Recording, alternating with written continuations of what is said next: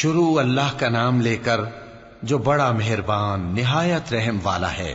حامیم، اس کتاب روشن کی قسم کہ ہم نے اس کو ایک مبارک رات میں نازل فرمایا، ہم تو خبردار کرنے والے ہیں۔ اسی رات میں تمام حکمت کے کام فیصل کیے جاتے ہیں، یعنی ہمارے ہاں سے حکم ہو کر بے شک ہم ہی فرشتوں کو بھیجتے ہیں۔ یہ تمہارے پروردگار کی رحمت ہے، وہی تو سننے والا ہے، جاننے والا ہے۔ آسمانوں اور زمین اور جو کچھ ان دونوں میں ہے سب کا مالک، بشرطے کہ تم لوگ یقین کرنے والے ہو۔ اس کے سوا کوئی معبود نہیں، وہی زندگی دیتا ہے اور وہی موت دیتا ہے، وہی تمہارا اور تمہارے پہلے باپ دادوں کا پروردگار ہے۔ لیکن یہ لوگ شک میں پڑے کھیل رہے ہیں، تو اس دن کا انتظار کرو کہ آسمان سے صاف دھواں نکلے گا جو لوگوں پر چھا جائے گا، یہ درد دینے والا عذاب ہے۔ اس وقت وہ کہیں گے کہ اے پروردگار، ہم سے اس عذاب کو دور کر، ہم ایمان لاتے ہیں۔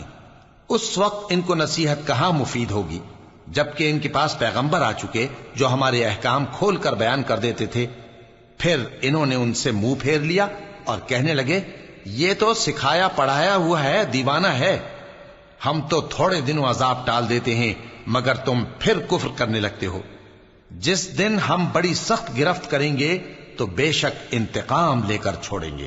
اور ان سے پہلے ہم نے قوم فرعون کی آزمائش کی، اور ان کے پاس ایک عالی قدر پیغمبر آئے جنہوں نے یہ کہا کہ اللہ کے بندوں یعنی بنی اسرائیل کو میرے حوالے کر دو، میں تمہارا امانت دار پیغمبر ہوں، اور اللہ کے سامنے سرکشی نہ کرو، میں تمہارے پاس کھلی دلیل لے کر آیا ہوں، اور اس بات سے کہ تم مجھے سنگسار کرو، میں اپنے اور تمہارے پروردگار کی پناہ لے چکا ہوں، اور اگر مجھ پر ایمان نہیں لاتے تو مجھ سے الگ ہو جاؤ۔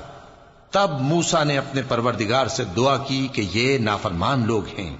اللہ نے فرمایا کہ اچھا، میرے بندوں کو راتوں رات لے کر چلے جاؤ، اور فرعونی ضرور تمہارا تعاقب کریں گے، اور سمندر سے کہ ٹھہرا ہوا ہوگا پار ہو جانا، تمہارے بعد وہ پورا لشکر ڈبو دیا جائے گا۔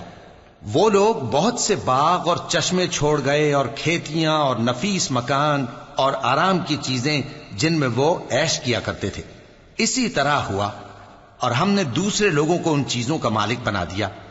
پھر ان پر نہ تو آسمان اور زمین کو رونا آیا، اور نہ ان کو مہلت ہی دی گئی، اور ہم نے بنی اسرائیل کو ذلت کے عذاب سے نجات دی، یعنی فرعون سے۔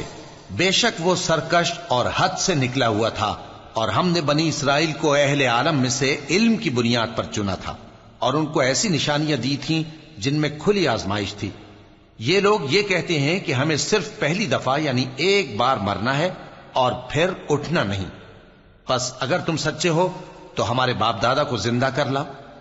بھلا یہ اچھے ہیں یا تبا کی قوم اور وہ لوگ جو ان سے پہلے ہو چکے ہیں؟ ہم نے ان سب کو ہلاک کر دیا، بے شک وہ گناہگار تھے۔ اور ہم نے آسمانوں اور زمین کو اور جو کچھ ان میں ہے اس کو کھیل کے لیے نہیں بنایا، ان کو ہم نے تدبیر سے پیدا کیا ہے، لیکن اکثر لوگ نہیں جانتے۔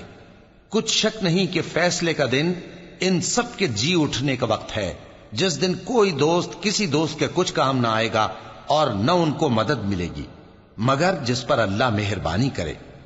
بے شک وہی غالب ہے، بڑا مہربان ہے۔ بلا شبہ تھوہر کا درخت گناہگاروں کا کھانا ہوگا، جیسے پگھلا ہوا تانبا۔ وہ تھوہر پیٹوں میں اس طرح کھولے گا جس طرح گرم پانی کھولتا ہے۔ حکم دیا جائے گا کہ اس کو پکڑ لو اور کھینچتے ہوئے دوزخ کے بیچوں بیچ لے جاؤ، پھر اس کے سر پر کھولتا ہوا پانی انڈیل دو کہ عذاب پر عذاب ہو۔ اب مزہ چکھ، تو بڑی عزت والا اور سردار تھا۔ یہ وہی دوزخ ہے جس میں تم لوگ شک کیا کرتے تھے۔